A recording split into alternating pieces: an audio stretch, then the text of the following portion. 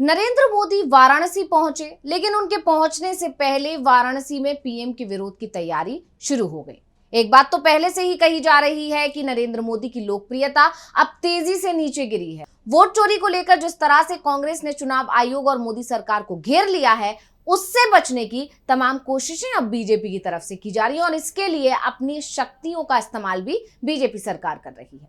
लेकिन जनता भी अब ये मानने लगी है कि चुनाव में कहीं ना कहीं गड़बड़ी तो हो रही है। जमीन पर हालात कुछ भी हो, लेकिन नतीजा बीजेपी के पक्ष में ही आता है और ये पिछले कई विधानसभा चुनावों में देखा भी गया है। खासकर हरियाणा और महाराष्ट्र में ये साफ हो गया कि पूरी तरह दिख रहा था लहर विपक्ष की तरफ है, लेकिन जब नतीजे आए तो जीत बीजेपी और एनडीए की हो गई। ऐसे में जनता अब बीजेपी से सवाल कर रही है कि ये सब क्या हो रहा है।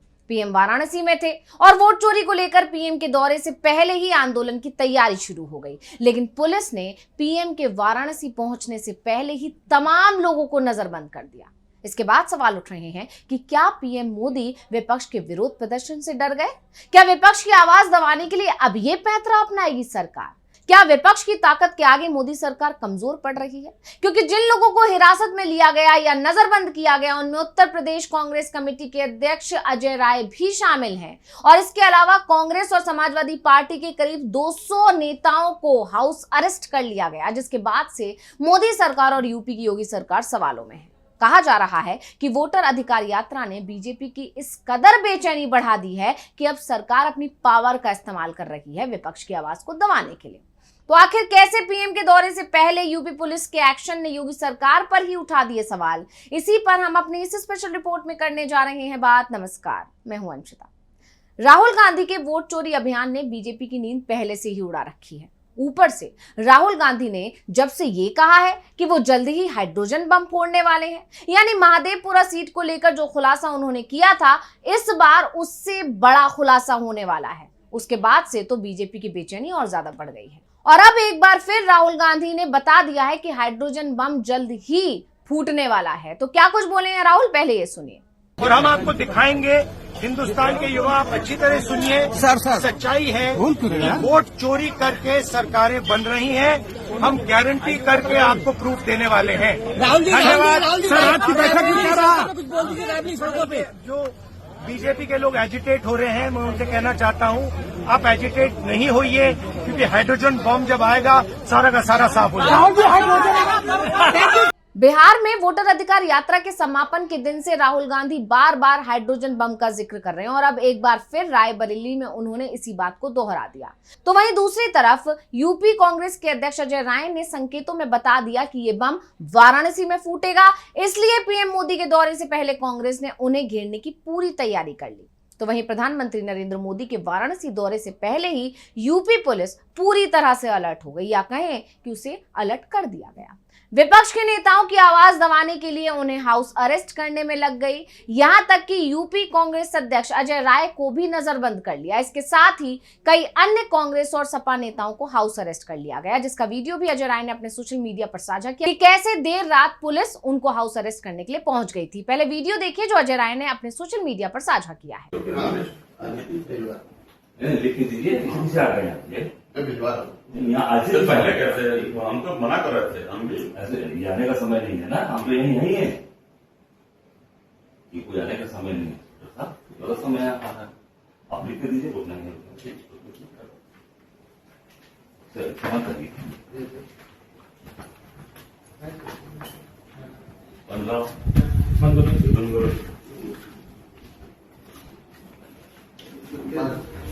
बाहर आओ, तुम्हें करो। ठीक सर, तुरंत ठीक सर, सर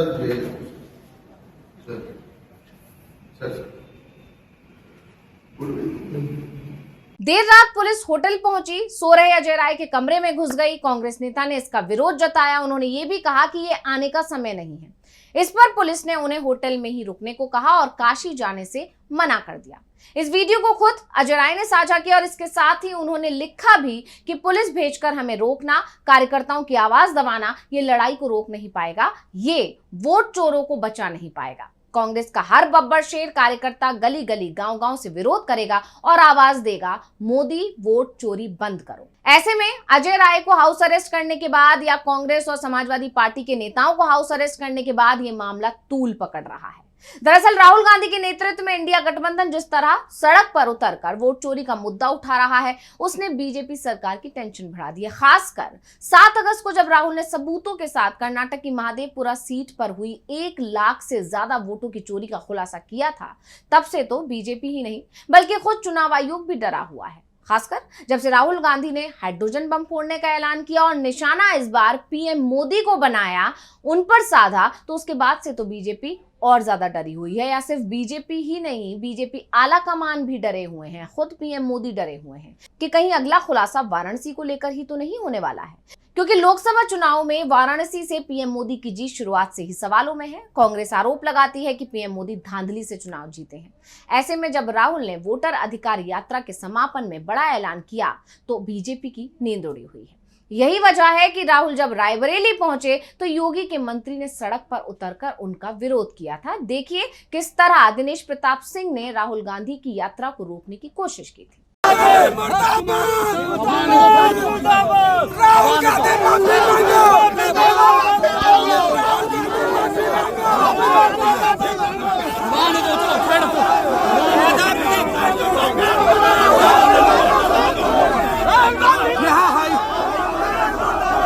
लेकिन इस विरोध का भी कोई असर दिखाई नहीं दिया।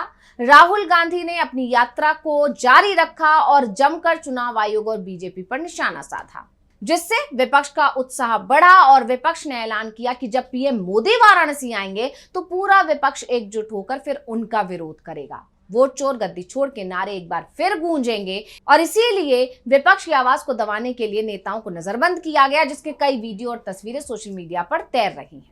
इस सब को लेकर कांग्रेस के महानगर अध्यक्ष हैं राघवेंद्र चौबे। उन्होंने बताया कि कांग्रेस के कई नेता हाउस अरेस्ट कर लिए गए हैं, साथ ही कई नेताओं के घर के बाहर पुलिस पहुंची है। हमारे नेता अजय राय को लखनऊ में हाउस अरेस्ट किया गया। उन्होंने आगे ये भी कहा, लेकिन हम पीएम के विरोध करने के फैसले पर अड़िग हैं। भले ही मात्र 5 लोग ही विरोध करेंगे, लेकिन विरोध तो करेंगे। कांग्रेस ने पुलिस की इस कार्रवाई पर कड़ी नाराजगी जताते हुए पुलिस की इस कार्रवाई को लोकतंत्र के विरुद्ध बताया है। साथ ही कांग्रेस नेताओं का कहना है कि बीजेपी डरी हुई है, बौखलाई हुई है। वहीं अपने घर में शहर कोतवाली क्षेत्र में नजरबंद शहर कांग्रेस के पूर्व जिला अध्यक्ष निजाम शमीम ने भी मोदी सरकार पर, बीजेपी सरकार पर जमकर निशाना साधा है। उन्होंने कहा कि जिस तरह से आजमगढ़ से वाराणसी की दूरी मात्र 100 किलोमीटर है, इसके बाद भी जिस तरह हम लोगों को हाउस अरेस्ट किया गया है, इससे साफ अंदाजा लगाया जा सकता है कि कांग्रेस की नरेंद्र मोदी की सरकार डरी हुई है। ये लोग हताश हैं और निराश हैं। पुलिस प्रशासन का सहयोग लिया जा रहा है, पर हम डरने वाले नहीं हैं और चोरी के खिलाफ हमारा अभियान लगातार चलता रहेगा।